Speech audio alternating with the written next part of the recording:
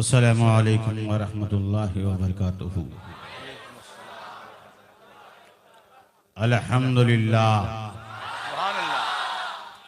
अल्हम्दुलिल्लाहि नहमदुहू व नस्तईनुहु व नस्तगफिरुहु व नुमिनु बिही व नतवक्कलु अलैहि व नऊज़ु बिल्लाहि मिन शुरूरि अनफुसिना व मिन सय्यिआति अमालिना मन यहदिहिल्लाहु फला मुदिल्ल लहु व मन युद्लिल्हु फला हादिय लहु व नशहदु अल्ला इलाहा इल्लल्लाह व अशहदु अन्ना मुहम्मदन अब्दुहु व रसूलुहु।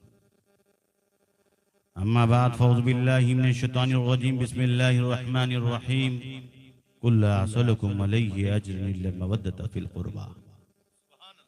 सदक़ल्लाहुल अज़ीम व सदक़ रसूलुहुन नबियुल अमीनुल करीम व नहनु अला ज़ालिका लमिनश शाहिदीन व शाकिरीन वल्हम्दुलिल्लाहि रब्बिल आलमीन।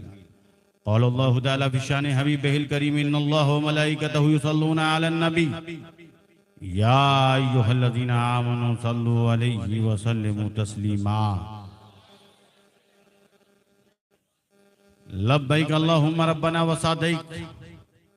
अल्लाहुम्मा सल्लि व सल्लिम सय्यिदना व मौलाना मुहम्मदनिल्लज़ी काना अलिय्यन फ़ी दरजाती फ़ातिमन फ़ी तत्हीराती हसनन फ़ी सिफ़ाती शहीदन फ़ी तजल्लियाती ज़ैनल आबिदीन बि इबादाती बाक़िरन फ़िल अव्वलीन वल आख़िरीन बिमालूमाती सादिक़न फ़ी अक़वाली काज़िमन फ़ी जमीइ अहवाली मुतमक्किनन फ़ी मक़ामिर रदा जवादन कफ़्फ़हु इंदल अता हादियन इला सबीलिन नजात अस्करिय्यन मअल ग़ुज़ात महदियन इला तरीक़िल यक़ीन ग़यासल मुस्तग़ीसीन मुईनल मिल्लत वद्दीन अशरफल अव्वलीन वल आख़िरीन सलावतुल्लाहि तआला अलैहि व आलिहि अजमईन।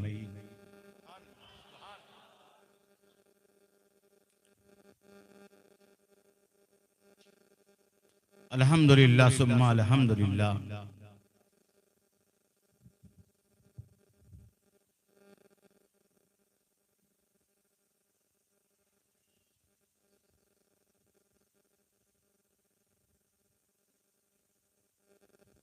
ज़िक्र अहले बैत ज़िक्र हुसैन से ये मोहल्ला रोशन नजर आ रहा है। और क्यों ना हो,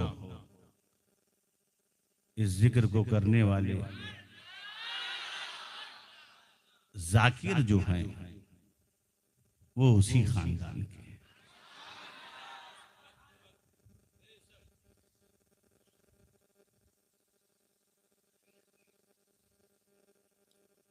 जाहिर सी बात है, जो घर का आदमी घर की बात कहता है वो सिर्फ जबान से नहीं होता, वो दिल की एक आवाज होती है। फाजिले नौजवान आलिम नबी हजरत मोमिन बापू कि इस इलाके में खिदमत जलीला वाक़तन देख करके तबीयत महसूस हो जाती है, खुश हो जाती है। बस यूं कहना होता है, ई सआदत बजोर बाजू नेस ताना बख्शत खुदाए बख्शिंदा।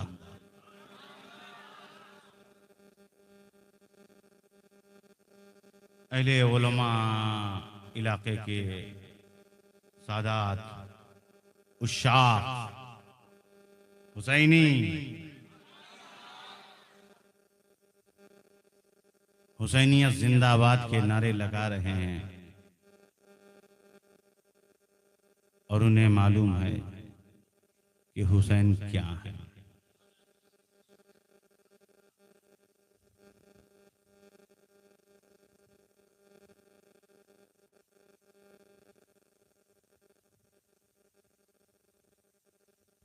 मैं चूंकि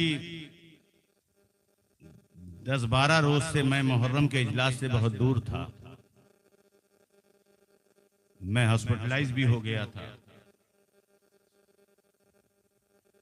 और इस बड़े मजमे को देखने के बाद मेरा पहला खिताब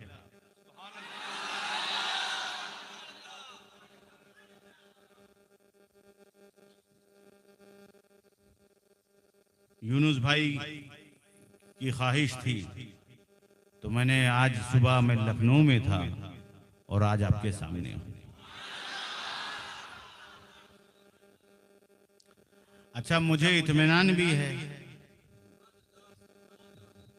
कि यहां पर हुसैनियत जिंदा है।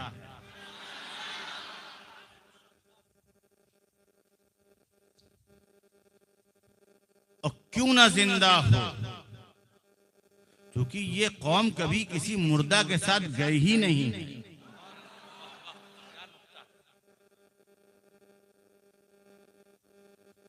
क्योंकि जिस कुरान को तुमने पढ़ते हो, कुरान को सीने से लगाते हो, वो जिंदा, उसका रसूल जिंदा,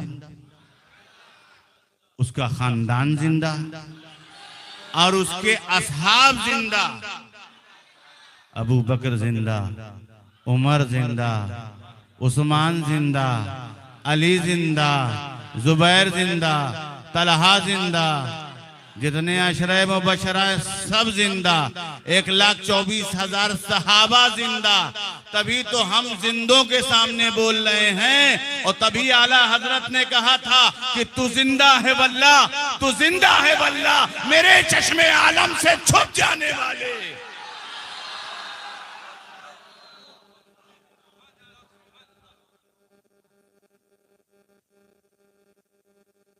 असल में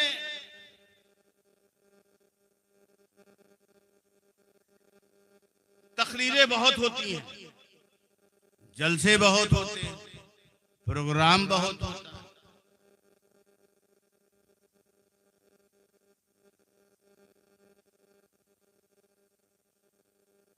महफिलें बहुत होती हैं।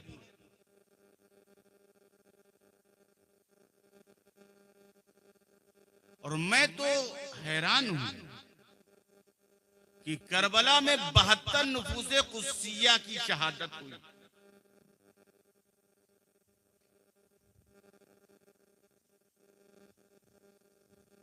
खानदान के लोग भी थे और गुलाम भी थे, मगर किसी को सैयदुल शुहदा नहीं कहा गया।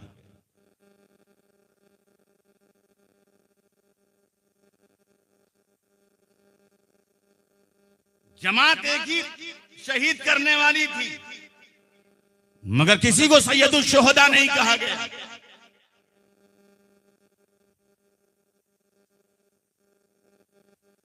ये हजरत अब्बास को सैयदुल शुहदा कह दिया जाता, हजरत कासिम को सैयदुल शुहदा कह दिया जाता, हजरत अली अकबर को सैयदुल शुहदा कह दिया जाता।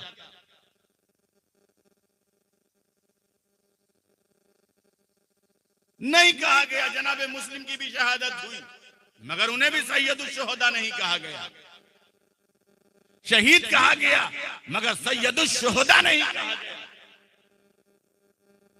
जबकि अब्बास भी शहीद हुए, कासिम भी शहीद हुए, अली असगर भी शहीद हुए, अली अकबर भी शहीद हुए, आन भी शहीद हुए, इब्राहिम भी शहीद हुए, मोहम्मद भी शहीद हुए, मगर किसी को सैयदुल शुहदा नहीं कहा गया। 72 मिल जाए तो शुहदा बनता, और 72 का अमीर शहीद हो जाए तो सैयदुल शुहदा होता है।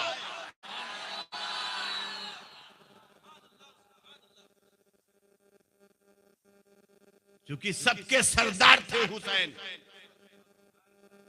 इसीलिए मैं कहता हूं कि फिक्रो एहसास के मस्दर में हुसैन होते हैं, फिक्रो एहसास के मस्दर में हुसैन होते हैं, ले जाए जज्बे कलंदर में हुसैन होते हैं। नुक्ता नुक्ता मेरा खंजर की ज़बां बोलता है, जब मेरे फिक्र के तेवर में हुसैन होते हैं। फिक्र व एहसास के मजदर में हुसैन होते हैं, ले जाए जज्बे कलंदर में हुसैन होते हैं। नुक्ता नुक्ता मेरा खंजर की ज़बां बोलता है, जब मेरे फिक्र के तेवर में हुसैन होते हैं। रेत पे सो के वो मखमल का मजा लेता है, जिसकी तहजीब सिकंदर में हुसैन होते हैं। फिक्र व एहसास के मजदर में हुसैन होते हैं, ले जाए जज्बे कलंदर में हुसैन होते हैं। नुक्ता नुक्ता मेरा खंजर की ज़बां बोलता है, जब मेरे फिक्र के तेवर में हुसैन होते हैं। और ये शेर कि हुब्बे हैदर में कहीं बुग़्ज़े अबू बकर ना हो। की मखसूस तवज्जो कि हुब्बे हैदर में हैदर में अली की मोहब्बत में, हैदर कर्रार की मोहब्बत में, मुश्किल कुशा की मोहब्बत में, शेर यज़दा की मोहब्बत में, अली के इश्क में, हुब्बे हैदर में कहीं बुग़्ज़े अबू बकर ना हो।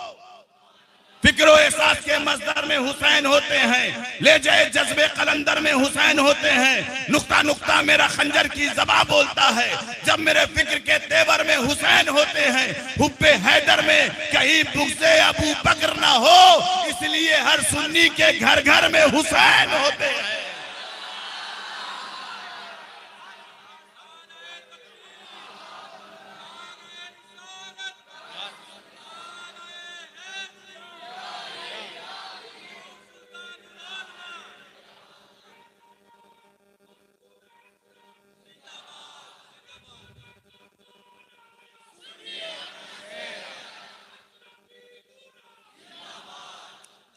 हुब्बे हैदर में कहीं बुग़्ज़े अबू बकर ना हो, इसलिए हर सुन्नी के घर घर में हुसैन होते हैं। अब समझ लो, अलिफ से या तुम्हारा सही होना चाहिए। क्या सही होना चाहिए? अलिफ से या पूरा हुरूफ़े तहज्जी सही होना चाहिए, तभी कुरान पढ़ सकते हो। और अलिफ से या ही सही नहीं होगा तो कुछ नहीं कर सकते हो। मतलब अलिफ समझे, अबू बकर का अलिफ और अली की आखिरी की या।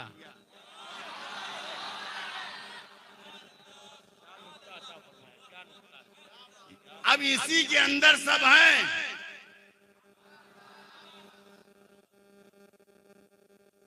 अलिफ से या दुरुस्त होगा। एक साहब कहने लगे, आप जितना हुसैन हुसैन कहते हैं, कोई आपको कहता नहीं है रावजी हैं, ये शिया हैं, जितना आप अली अली करिए। हमने कहा क्यों?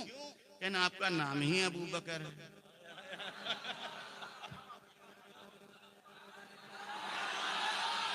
उसने कहा आपका नाम ही अबू बकर है तो किसकी मजाल? तो मैंने कहा सुनो, जब नामे अबू बकर का ये फायदा है, सिर्फ नाम से निस्बत अबू बकर से हो जाए तो लोग रावजी नहीं कहते। अगर जाते अबू बकर से निस्बत हो जाए,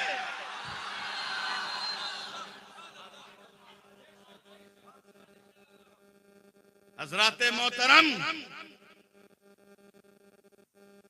अब मैं आपको बताता हूं, जो हमारा खानदानी मसलक है,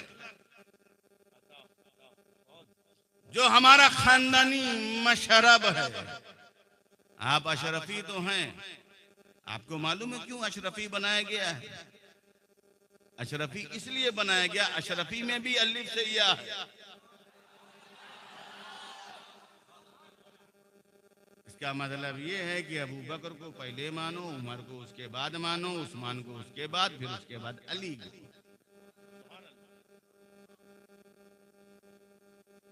अब मैं 2-3 नुक्ते पेश करूंगा और कुछ फलसफा, क्योंकि मैं शहादत नामा वो हमारे भाई की जिम्मेदारी।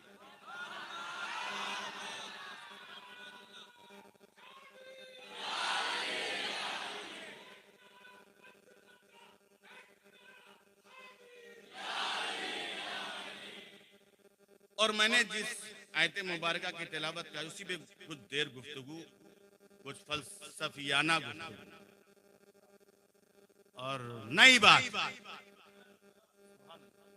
कोशिश यही करूं। और मैं कोशिश अपनी तौर पे नहीं, अपने बुजुर्गों से जो हमने उनके लताइफ सुना है, पढ़ा है, वो बयान।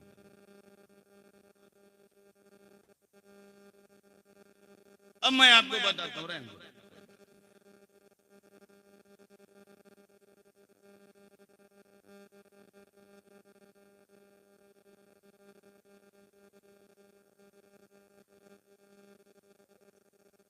ए महबूब, आप कह दीजिए कुल।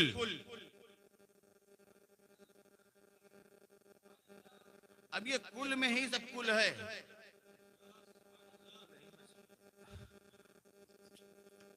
इसलिए इस कुल को किसी ने समझ लिया, तो कुल को समझ लिया।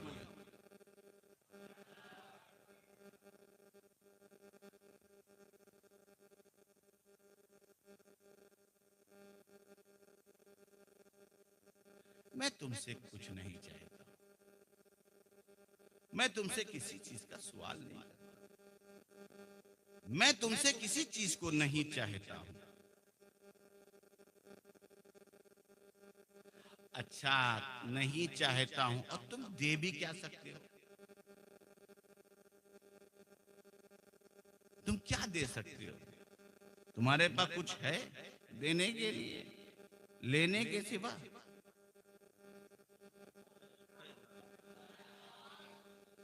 इसीलिए तुम्हारे पास कोई लेवा पीर नहीं मिला, तुमको हमेशा देवा पीर मिला।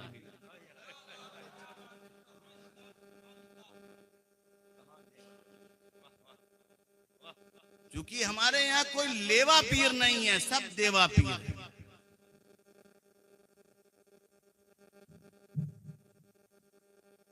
और तुम क्या दोगे? एक मोहताज आदमी मुख्तार को क्या देगा?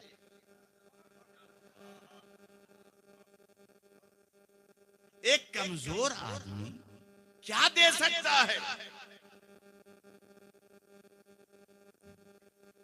मगर अगर तुम कुछ देना चाहते हो तो क्या देना? अजरे रिसालत के बदले में, छोटी मोटी चीज नहीं। मतलब अजरे रिसालत के बदले में अगर तुम कुछ देना चाहते हो तो क्या दो? कराबतदारों की मोहब्बत।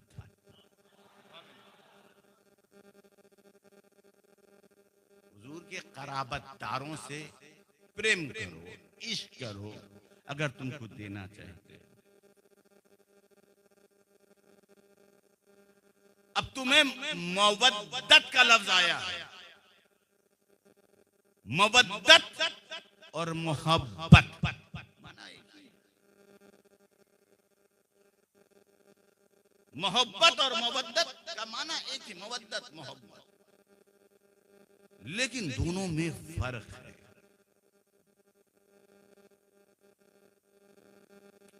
वैसे अल्लाह के नबी सल्लल्लाहु ताला अलैहि वसल्लम ने हमें बेशुमार नेमतें दी हैं। नबी ही ने इरशाद फरमाया, इन्नी तरक्तु फीकुम मुस्तक़लैन किताबुल्लाहि व इजरती व अहले बैती। मैं तुम्हारे बीच दो भारी चीजें छोड़ के जा रहा हूं। सकलैन का लफ्ज है, दो भारी चीजें। ये नहीं कि एक भारी है, उससे हल्की है। तस्निया का सेगा है, सकलैन कहा है।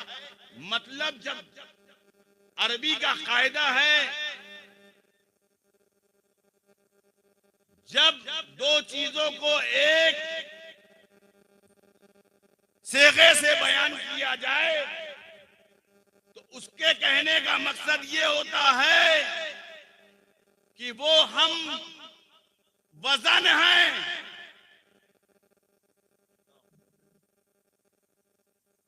वो हम वजन हैं। ऐसा नहीं एक कम है एक ज्यादा है। आप उन दोनों के दरमियान कोई फर्क नहीं कर सकते, क्योंकि हम वजन हैं एक ही। और मैं यहां रुककर एक और बात कह दूं, एक इल्मी गोशा, अगर हम वजन ना होते तो मंजिल सफर भी नहीं हो पाता। अगर हम वजन ना होते तो हम सफर भी नहीं हो पाता। आप कहेंगे क्या सफर नहीं हो पाता? मैं कहूंगा सुनो, उसकी मिसाल यूं है कि अगर एक जाहिल को और एक आलिम को साथ सफर करा दो, जाहिल की जहालत से आलिम परेशान और आलिम के इल्म से जाहिल परेशान।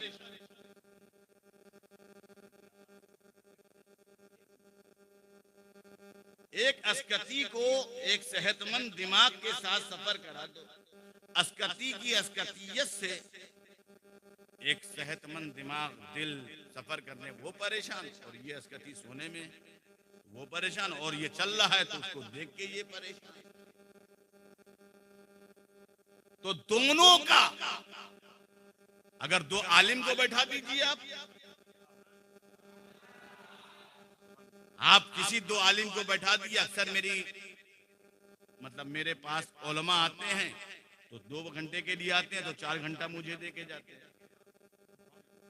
1 घंटे के लिए आते हैं तो 4 घंटा बैठ के जाते हैं। बड़े बड़े मुफ्ती आते हैं और कहते हैं वक्त पता नहीं चलता।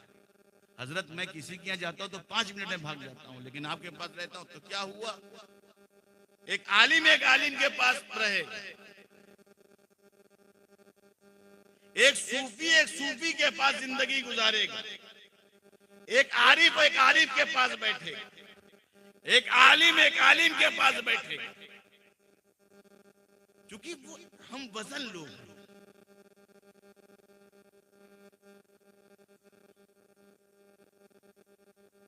तो जरूरत थी कि कुरान का ऐसा साथी बनाया जाए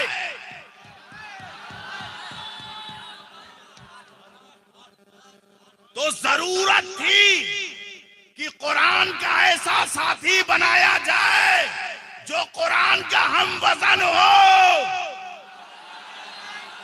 और वो ऐसा सफर करे कि जो रसूल से हौज़े कौसर पर मुलाकात करे वो सिर्फ अहले बैत थे, हसनैन का खानदान था। इसलिए कि हुसैन को, हसन को, अहले बैत को, इमाम ज़ैनुल आबिदीन को, इमाम बाकिर को, इमाम जाफर को, इमाम तकी को, इमाम नकी को, इमाम रजा को, इमाम हसन अस्करी को, और आने वाले इमाम मेहदी को, ये गौसो ख्वाजा को, ये कुतुबे आलम को, ये शाहे आलम को, ये शारिस कुल्ला को, ये मखदूम अशरफ को, ये वारिस पाक को, ये सब हौज़े कौसर पर मुस्तफा से मिलेंगे और तुम इनके साथ रहोगे, तुम भी हौज़े कौसर पे मुस्तफा से मिलोगे।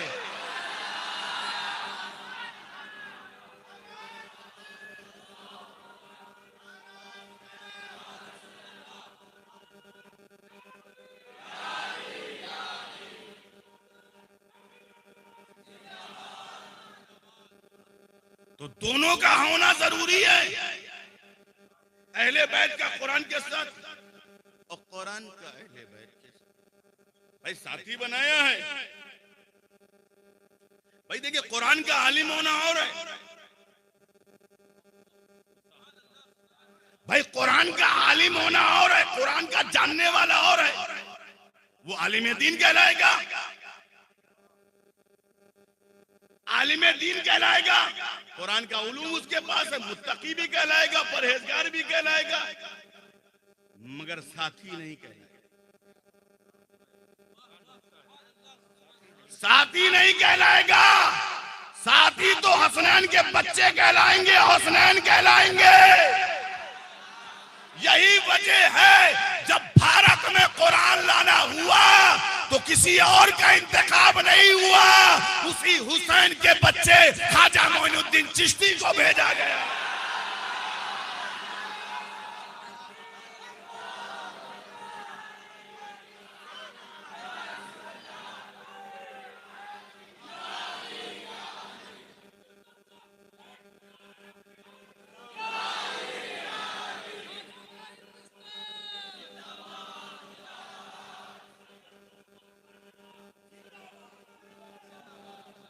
हजरत मोहतरम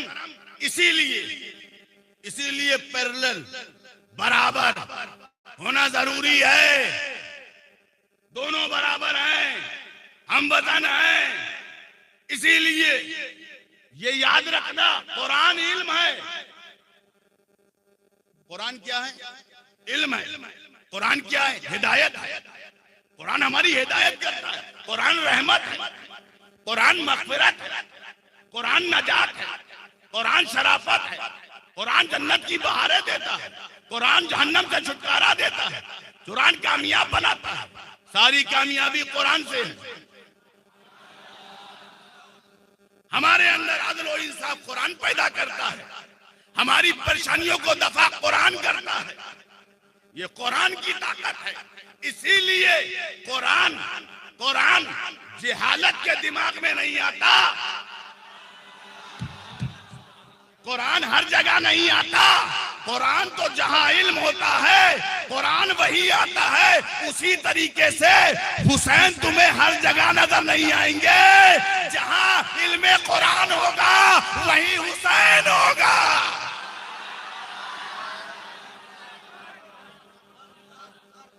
यही वजह है कुरान भी इल्म है और अहले बैत भी इल्म है। इसीलिए कुरान भी फैला और अहले बैत भी फैले। इसीलिए गरीब नवाज के पास कुरान था, मखदूम की चौचा के पास कुरान था, निजामुद्दीन औलिया के पास कुरान था, शहनशाह बगदाद के पास कुरान था। अरे जितने भी सादात हैं उनके पास कुरान था। जब कुरान मुकम्मल अहले बैत में समा जाता है तो मुर्दों को, कब्रिस्तान के मुर्दों को ठोकर मारते हैं तो वो जिंदा हो जाते हैं। और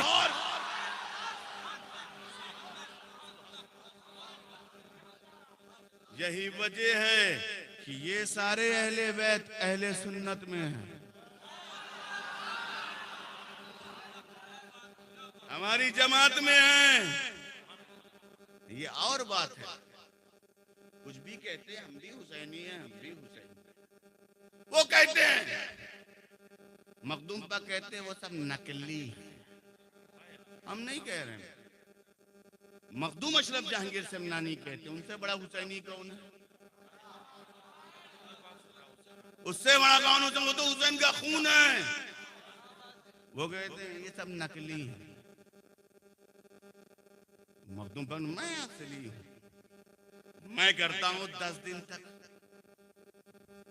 मुहर्रम में एहतराम में मुहर्रम 10 रोज अपने बाबा का मनाता हूं। 1 से 10 तक अलम के नीचे बैठता हूं, जंबीले घुमाता हूं, गरीबों की मदद करता हूं। मैं अपने बाबा का अमीन हूं और यजीद पर लानत भेजता हूं। यजीद पर तुम लोग खामोश क्यों? मेरी मुआफिकत करो, सही बात कहो। मेरे इस जुमले की मुआफिकत करो। मखदूम पाक ने कहा, जब मखदूम पाक यजीद पर लानत भेज रहे थे तो कुछ लोगों के मरोड़ शुरू हो, कनेक्शन होगा। अब कुछ लोग असल में मरोड़ हुई, असल में 2 तबके हैं। मगर मखदूम अशरफ जहांगीर ने जौनपुर की सरजमीन पर, उलमा सुने तारीखी बात, 1 माह तक वहां की मस्जिद में खिताब किया और 1 माह तक लोगों ने यजीद की लानत पर बह गया। लानत क्यों किया जाता है? लानत क्यों? 1 महीना आपने उनसे बहस मुबाहिसा किया, गुफ्तगू किया, बातचीत किया। उसके बाद वहां के काजी शहाब के पास आपका मुकदमा गया। वो भी मौजूद थे। उन्होंने आपके भी दलाइल सुने, उनके भी दलाइल सुने और सुनने के बाद मखदूम सुल्तान सैयद अशरफ जहांगीर समनानी की तरफ अपना फैसला किया। वो हक बनाने पर कि यजीद पर लानत करना चाहिए, यजीद पर लानत करना। फिर हज़रत मखदूम सुल्तान सैयद अशरफ जहांगीर समनानी फरमाते हैं लोगों सुनो, अहले बैत की अजमत और मोहब्बत के लिए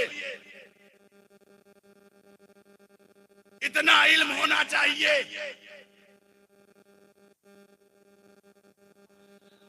अहले बैत के इश्क रखने के लिए इतना इल्म होना चाहिए जो हजरत काजी शहाबुद्दीन दौलताबादी के पास है, जो अपने वक्त का मलिकुल उलमा था। इतना इल्म होगा तो अहले बैत की मोहब्बत होगी। जहालत में अहले बैत नहीं आएंगे। तवज्जो तवज्जो, जहालत में अहले बैत नहीं आएंगे। जो बकते ना, अरे अहले बैत क्या, हम भी तो हैं, हम भी तो हैं, हम भी तो हैं, हम आलिम हैं, वो सैयद है, आलिम को सैयद पर फजीलत है। कहते हैं आलिम को फजीलत, उसके लिए भी नस से साबित है, मंसूस है, और अहले बैत की भी फजीलत मंसूस है। कहते हैं ना, नहीं समझ में आएंगे, नहीं समझ में आएंगे। मैं तुम्हें बताता हूं, इमाम राजी के पास भी ये मुकदमा के आलिम को फजीलत है या सैयद को फजीलत है? तो उन्होंने कहा सैयद को। कहा वो हजरत कैसे?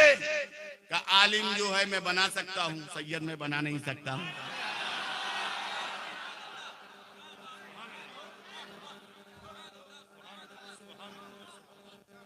आलिम तो मेहनत से बन सकता है, कसब से बन सकता है, खूब मेहनत करे, रात दिन एक कर दे, आलिम बन जाएगा, मगर सैयद नहीं बन सकता। और जो फजल से हो और जो कसब से हो, वो कैसे कसब वाले कह रहे मैं बराबर हूं, और आलिम का इल्म तो जाता रहा, पागल हो गया तो क्या करेंगे, मजनू हो गया, मगर सैयद नहीं जाएगा। मजनू हो जाएगा तो भी दुआ ही दे के जाएगा। बहुत सारे बाबा लोग गए हैं। हजरत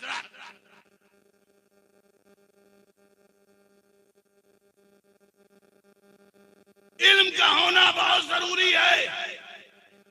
यही वजह है जो अपने वक्त के सबसे बड़े आलिम थे, उन्होंने अपनी टोपियां अहले बैत के कदमों में रखी।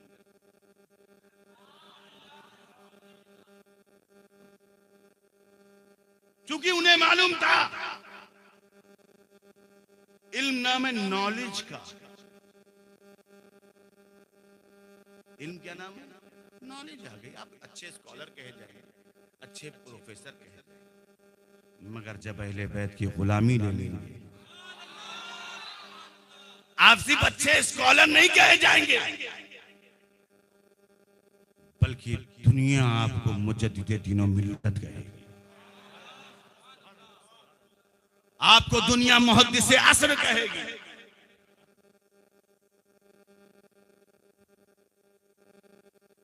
आदमी समझता नहीं है, ज़बान दराजी कर देता है, और रवायती तौर पर या हुसैन भी कह देता है। मगर मखदूम अशरफ जहांगीर सिमनानी ने एक और मैसेज दिया।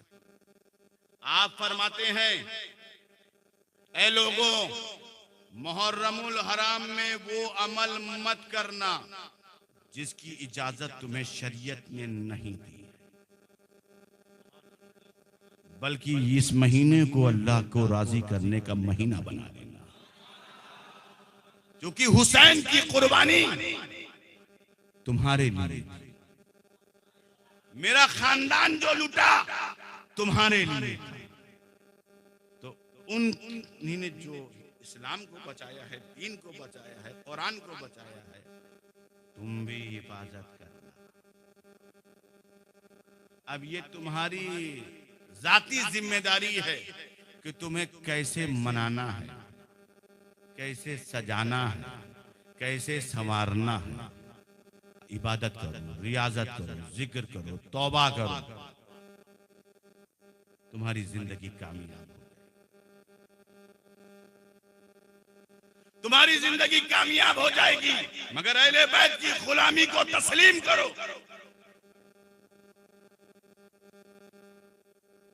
अब मैं आपको एक बात बताना चाहता हूं। देखो गुलामी से मिलता क्या है? वो लोगों ने गुलामी, अरे हजरत क्या गुलामी से मिलता है, गुलामी से मिलता है, गुलामी से मिलता है। अरे यार, ये लोग बाबा लोग के पीछे क्यों पड़े रहते हैं? नहा धो करके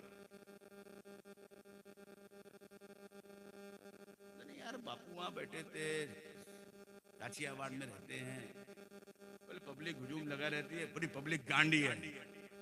भाई पब्लिक गांडी नहीं, तू गांडा हो गया।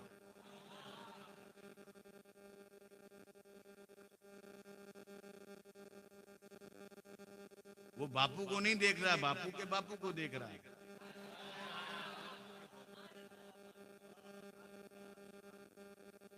असल में आप लोगों को जब ये फलसफा मालूम हो जाएगा तब आपको समझ में आएगा क्या चीज है अहले बैत, क्या चीज होते हैं आले रसूल, क्या चीज होते हैं, उनकी क्या कुर्बानियां हैं।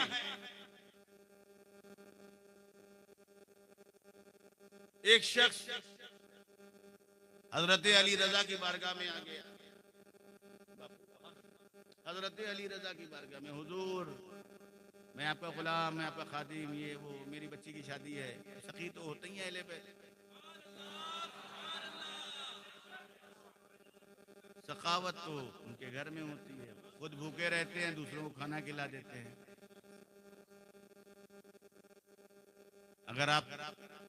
अगर वो कभी नहीं कहेंगे हमें ये चीज चाहिए, हमें ये चीज ख्वाहिश है,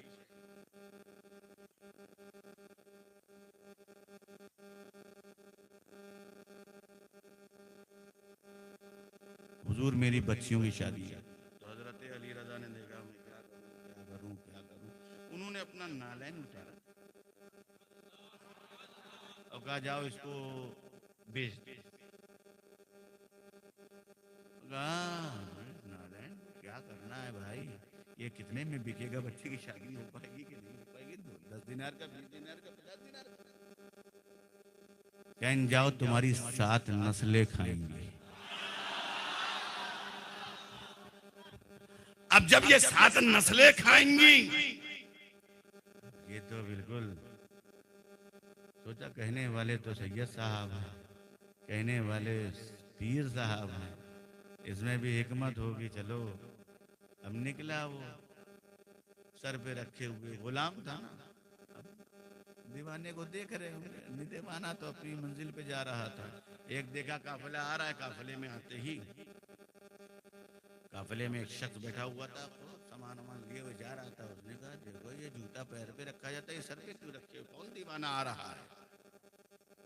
करीब आए, करीब आने के बाद नजर आओ, कौन हो। बोले मैं इसको फरोख्त करने जा रहा हूँ, बेचने जा रहा हूँ। बोले अच्छा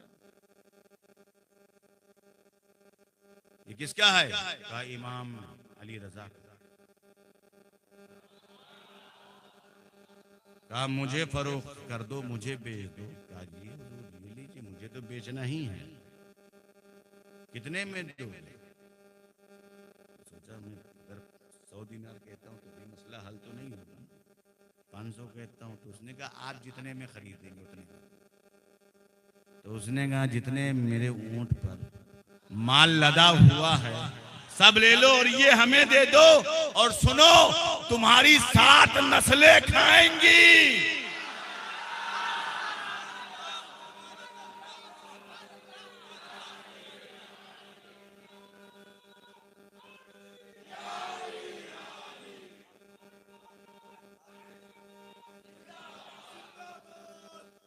हजरत मोहतरम बस हमें इतना बता दो कि इमाम अली रजा हैं कहाँ, उनका पता, उनकी खानका का पता मुझे बता दो, वो हैं कहाँ। वो फला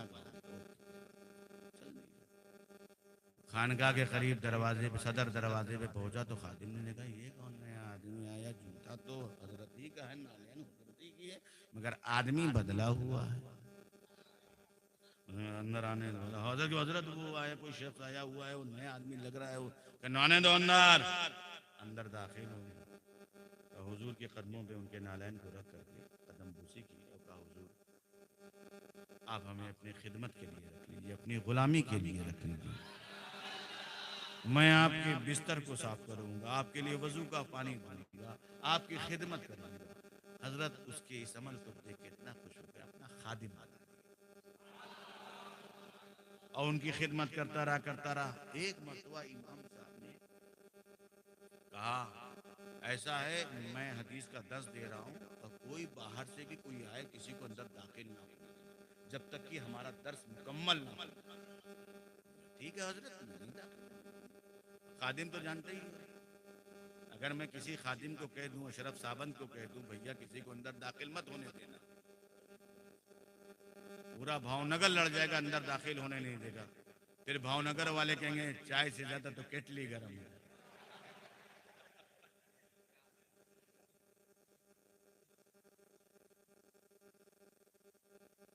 तो कहेंगे चाय से ज्यादा तो केटली गर्म है, बराबर नहीं, गलत मानस है। मुख्तलिफ बातें लोग बना बना के चले जाएंगे। ऐसे ही हुआ उनके साथ। एक काफिला आया, कहा हमें पीरो मुर्शिद से मिलना है, सरकार माप से मिलना है, गुलशने फातिमा की इस फर्जंद से मिलना है, ताजदारे रूहानियत से मिलना है, ताजदारे विलायत से मिलना है, अली के उस फर्जंदे अर्जुमन से मिलना है। मुझे दुआ करानी है। क्या दुआ करानी है? हमारे यहाँ बाढ़ आ गई है, उसका पानी हमारे गांव में दाखिल हो रहा है। हजरत दुआ कर देंगे तो वो अपना रुख बदल देगा। कहने बात तो तुम सही कह रहे हो, मगर हजरत ने अंदर दाखिल होने के लिए मना किया है, आप अंदर जाइए। अरे आप समझ नहीं रहे, हम बर्बाद हो जाएंगे। इन बात सब सही है, लेकिन आपको अंदर नहीं जाना, हजरत का हुक्म है, और हजरत के हुक्म के बगैर में कोई काम नहीं करता। अब चालू, अरे भाई हम लोग इतने लोग लेकर आए हैं, जाने दी जाए, जाने दी जाए। नहीं भाई, हजरत का हुक्म है। नाना पीर नहीं, बहुत मोटा पीर छे,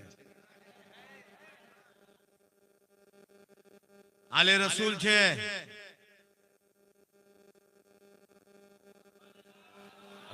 भाई गुजराती बोले घास लागनी छे। तो हमें अहले बैत से सच्ची पक्की मोहब्बत है, हमें जाने दीजिए, हजरत को दुआ कर देंगे, हमारी तकलीफें दूर हो जाएंगी।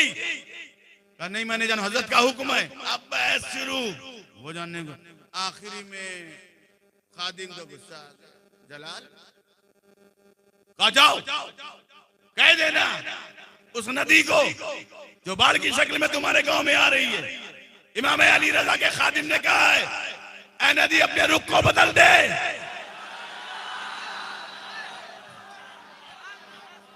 जाके कह देना कि ऐ नदी तू अपना रुख बदल दे। और वो लोग वैसे ही वापिस हो गए। और उसके बाद जब वो चला गया काफिला, फिर थोड़ी देर बाद हदीस का दर्स खत्म हुआ, फिर वो हजरत ने उनको हुजरे में बुलाया, कहा क्या कोई माजरा तो नहीं हुआ? हुजूर एक काफिला आया था फला गांव से, उनके गांव में बाढ़ आ रही थी, तो वो बहुत आपसे मिलना चाहते थे। चूंकि आपका हुक्म था कि अंदर किसी को दाखिल ना होने दिया जाए, तो मैं क्या करता, तो मैंने ये कह दिया कि जाओ, इमाम अली रजा के खादिम ने ये कहा है, ए बार तू अपना रुख बदल दे। इमाम अली रजा ने अपने खादिम की तरफ रुक के कहा सुनो, अगर तू ये कहता है अल्लाह आसमान को जमीन पे कर दे और जमीन को आसमान पे कर दे, तो मेरा अल्लाह आसमान को जमीन पे कर देता और जमीन को आसमान पे कर देता।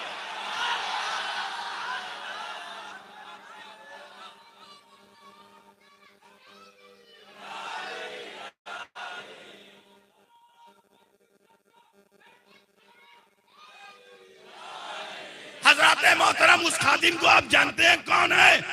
वो खादिम कोई मामूली खादिम नहीं, वो अबू बकर शिबली का पीर है, वो गौसे आजम का पीर है, वो सिर्री सख्ती का पीर है, वो बिशर हाफी का पीर है। उस पीर को मारूफ करखी कहते हैं।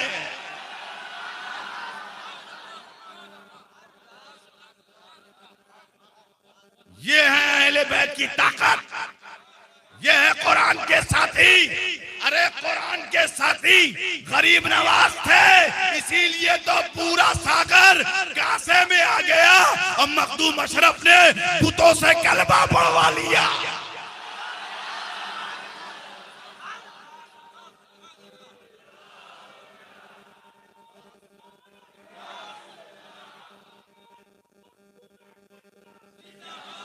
और गौसे आजम का शहजादा सौराष्ट्र की सरजमीन पर आया, कुलिनार में आया और जानाबाज समंदर पर बिछा दिया, तो समंदर में ताकत नहीं कि उस जानमाज को डुबो सके।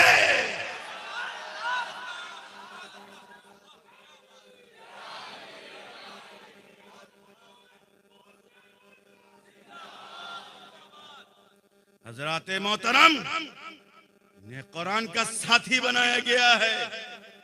मैं तुम्हारे भी दो भारी चीजें छोड़ के जा रहा हूं, एक कुरान और अकेले बैत। दोनों को मजबूती से पकड़ना, मजबूती से पकड़ना। मजबूती समझते हो? मजबूती से पकड़ना। लोग लाख टंगड़ी मारे मगर तुम मत छोड़ना। लाख लोग हरकत करें मगर तुम मत छोड़ना। लाख लोग कानाफूसी करें मगर तुम मत छोड़ना।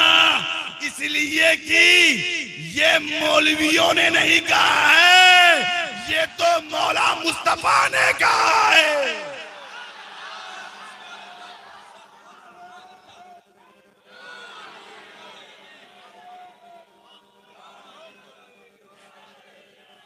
इसीलिए आला हजरत अजीमुल बरकत मुजद्दिद दीनो मिल्लत इमाम इश्क व मोहब्बत फाज़िल बरेलवी सैयदों को सर पे बैठाते थे और कहते थे तेरी नस्ल पाक में है बच्चा बच्चा नूर का, तू है ये नूर, तेरा सब घराना।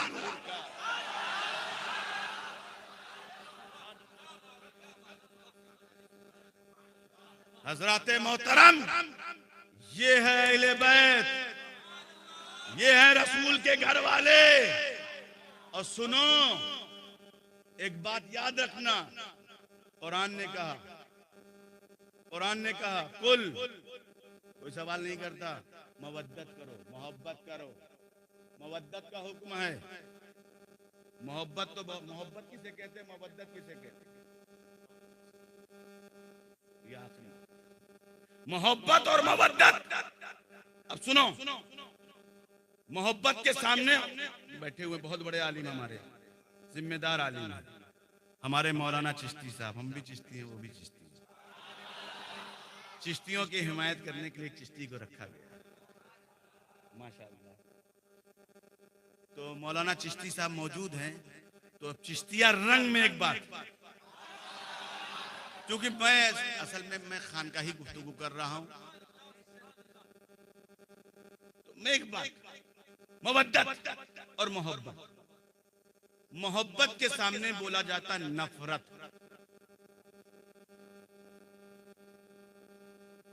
भाई किसी से आपको मोहब्बत है तो कुछ दिन मोहब्बत रहेगी, उसके बाद नफरत हो जाएगी। भाई आपने सच बोला तो सच के मुकाबले झूठ, हक के मुकाबले ना हक, हक के मुकाबले बातिल, यही तो होता है ना।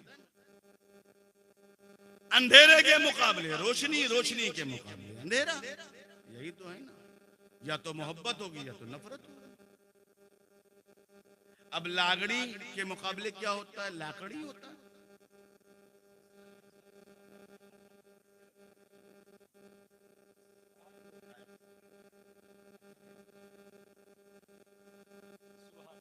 तो मोहब्बत के मुकाबले नफरत बोले, इनको मोहब्बत नहीं, इनको बहुत नफरत है। आलिम के मुकाबले जाहिल, मगर मवद्दत एक ऐसा लफ्ज है उसके मुकाबले कुछ नजर नहीं आ रहा। मतलब तुम्हें मवद्दत करनी है, कहीं से नफरत ना आए, इसीलिए मोहब्बत नहीं कहा, मवद्दत कहा। इसलिए मवद्दत में नजात है और नफरत में तो मवद्दत का लफ्ज इस्तेमाल किया। मवद्दत, मवद्दत कहते किसे? अब मैं बिल्कुल आसान हिंदी की चिंदी, उर्दू की सुर्दू कर देता हूं। मवद्दत, मवद्दत क्या है? मवद्दत कहते किसे हैं? मवद्दत के बहुत सारे माने और बहुत सारे मज़ामीन हैं। ऐलान करना, ये कर, वो सारे, मगर मैं उस तरफ ना जा करके बिल्कुल आखिरी बात कह के बात को खत्म कर। मवद्दत का माना तो नहीं, एक मफहूम मैं बयान कर सकता हूं, क्योंकि मैं उस माने की तरफ जा ही नहीं, उसका मफहूम बस बयान कर दूं। मवद्दत उस मछली को कहते हैं जो पानी के बगैर नहीं रहती।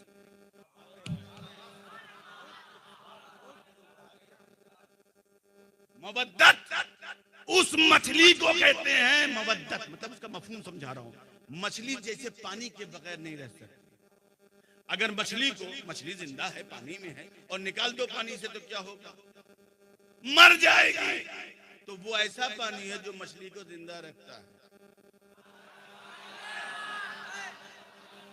वो ऐसा पानी है जो मछली को जिंदा रखता है, जिंदा रखता है। और जब जिंदा रखता है तो जिंदगी रहेगी। तो तुम जिंदगी रहना चाहते हो कि नहीं? तो जिस तरह मछली को पानी से दूर कर दो तो मछली मुर्दा हो जाती है, उसी तरह मोमिन को अहले बैत से दूर कर दो तो मोमिन भी मुर्दा हो जाता है। उनसे इश्क, उनसे मोहब्बत, ये है। हुसैन को तुम क्या जानोगे? हुसैन तुम्हारी अक्ल में कैसे आएंगे? हुसैन को कैसे तुम समझोगे? हुसैन को तुम कैसे जानोगे? सब नबी ने बता दिया। हसन कौन है, हुसैन कौन है? यहाँ तो झगड़ा चल रहा है, नहीं हम इनको मानेंगे, हम उनको नहीं मानेंगे, हम उनको मानेंगे, हम इनको नहीं। ये तुम तय करोगे कि किसको मानना है, किसको नहीं मानना है। हम तय करेंगे किसको मानना है, किसको नहीं मानना है। ये नबी तय करेंगे किसको मानना है, किसको नहीं मानना है। क्या खाना है, क्या नहीं खाना है, क्या पीना है, क्या नहीं पीना है, किसको सीने में बैठाना है और किसको सीने से निकालना है। तुम्हारा इख्तियार नहीं है, तुम तो मोहताज हो। ये तो मुख्तार तय करेगा। ये तुम नहीं तय करोगे। कुरान का साथी किसने बनाया? नबी ने बनाया। अब सुनो, एक नुक्ता और सुन लो। नबी जिसको साथी बना दे वो कभी जुदा नहीं होती।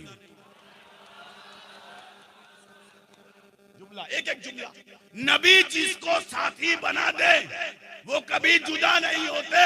नबी ने कुरान का साथी अहले बैत को बनाया, वो जुदा नहीं हुए।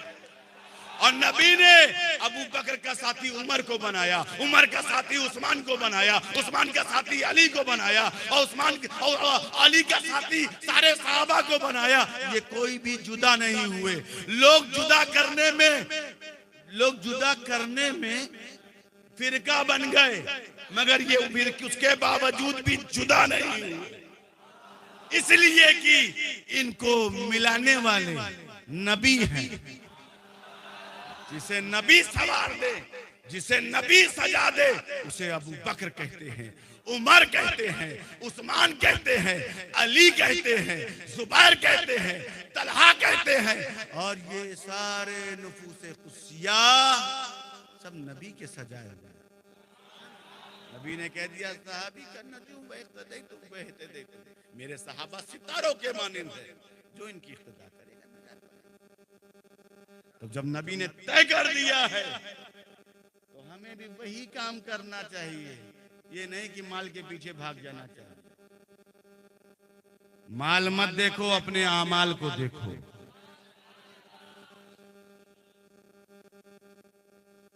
ताजिया बनाते हो ठीक है, जो शरई तौर पर हुक्म है वो करो, लेकिन ऐसा काम मत करो कि माल किसी का हो, नारा तुम्हारा हो।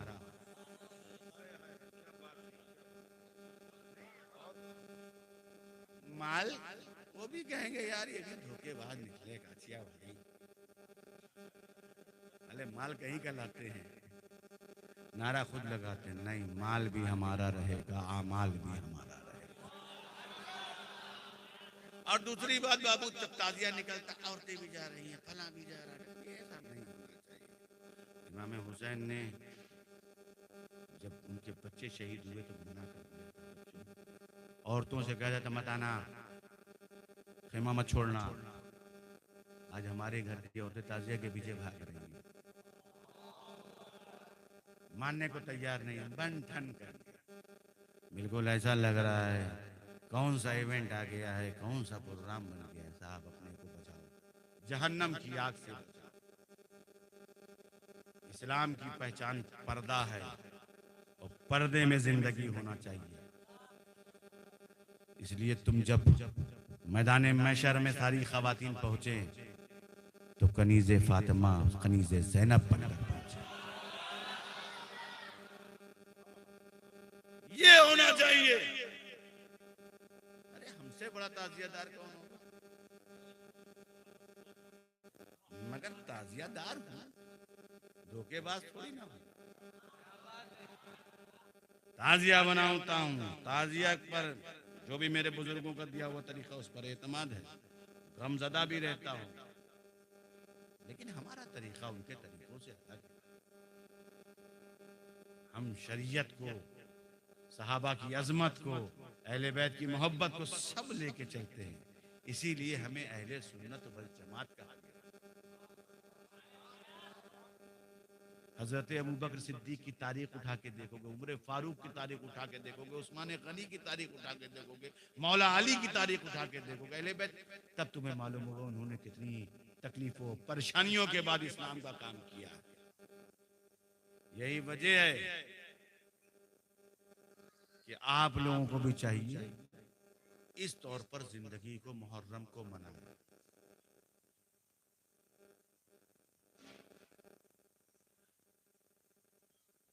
और अपने आप को दीनी, इस्लामी, मजहबी बना के रखें।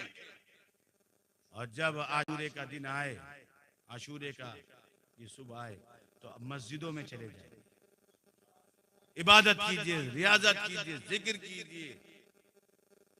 क्योंकि इमाम हुसैन ने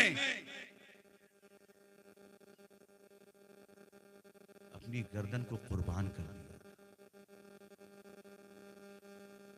हाथ नहीं दिया, गर्दन दे दी।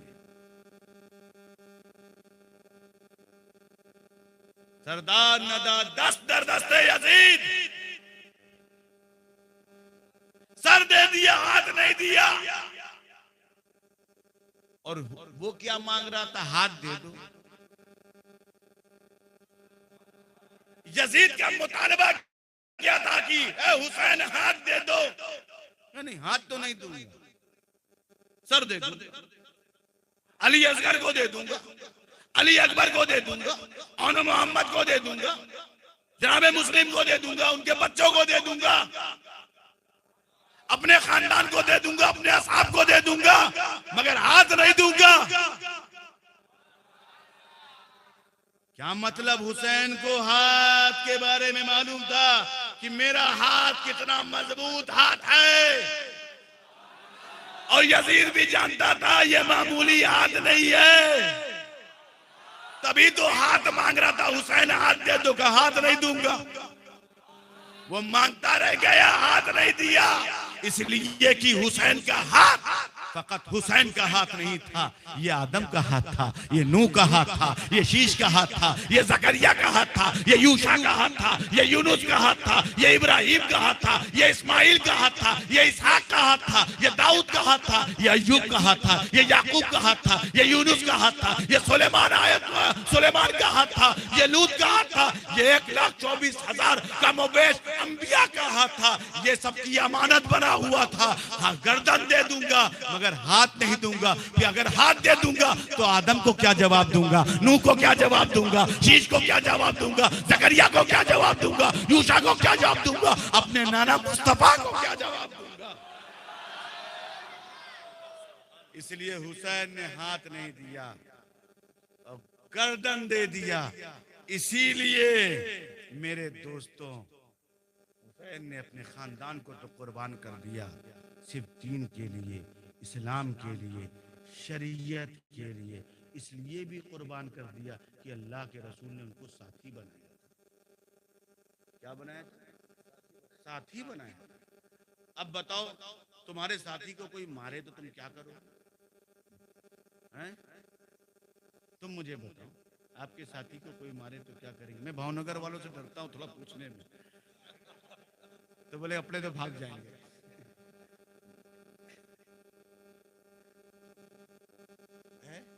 अगर तुम्हारे साथी को, जिगरी दोस्त को कोई मारे, नाहक मारे, तो क्या करोगे? हैं? तो क्या करोगे? तुम उसके लिए जंग करोगे कि नहीं? नहीं, फितरी चीज है मोहब्बत में। लोग आज का दौर इतना बुरा हो गया, सवाल आ गया, भाई भाई को मारता है तो कोई कुछ बोलने वाला नहीं। ये तो अल्लाह बिल्लाह, अफसोस की बात। लेकिन अपने जंग के लिए उधर साथी का काम ही है कि दूसरे साथी के लिए कांधे से कांधा खड़ा हो जाए। 22,000 लश्कर जो खड़ा हुआ था, वो कुरान की अजमतों को खत्म करना चाहता था, कवानीन के खात्मे की बात कर रहा था, शरीयत मोहम्मदी को निस्तो नाबूद करने की में कोशा था। तो जरूरत थी, जब कुरान पर हमला हुआ तो जरूरत थी हुसैन को उसका साथ देने की, क्योंकि रसूल करीम ने कुरान का साथी अहले बैत को बनाया है। और दुनिया ये ना कह सके हुसैन ने अपने बच्चों को बचा के अपनी गर्दन दे दी, बल्कि हुसैन ने ये साबित कर दिया, बच्चा है वो भी कुर्बान कर दूंगा कुरान के लिए, बड़ा है तो उसको भी कुर्बान कर दूंगा कुरान के लिए, और अपनी गर्दन को भी निसार कर दूंगा कुरान। तो जो एक साथी का दूसरे साथी के लिए अमल था, वो करबला के मैदान में था। आज कुरान पे हमले होते हैं, हम खामोश बैठे रहते हैं। उसकी वजह यह है कि हम कुरानी आयात को, कुरानी बातों को, कुरान को हम पढ़ते ही नहीं है। कुछ लोग तो कुरान पढ़ना ही नहीं जानते हैं। कुछ लोग कहते मरने में काम आएगा, कुछ लोग कह देते मौलाना को बुला लेना 40वां हो जाएगा। मगर आज हमारी कौम के हालात ये हैं, जो कुरान हमारे लिए हिदायत, जो हमारे लिए नजात, जो हमें जन्नत की बहारें दे रहा था, आज हम लोग उससे दूर। मेरे दोस्तों, ये कुरान सिर्फ घर में बरकत के लिए नहीं है, बल्कि तुम्हारी जिंदगी की हरकत में हर जगह कामयाबी देता है। अल्लाह तबारक व तआला हम सबको अहले बैत इत्तेहाद और कुरान पर चलने की तौफीक अता फरमाए, शरीयत मोहम्मदी पे चलने की तौफीक अता फरमाए। कत्ले हुसैन असल में मर्ग यजीद है, इस्लाम जिंदा होता है और करबला के बाद वाह अल्हम्दुलिल्लाह।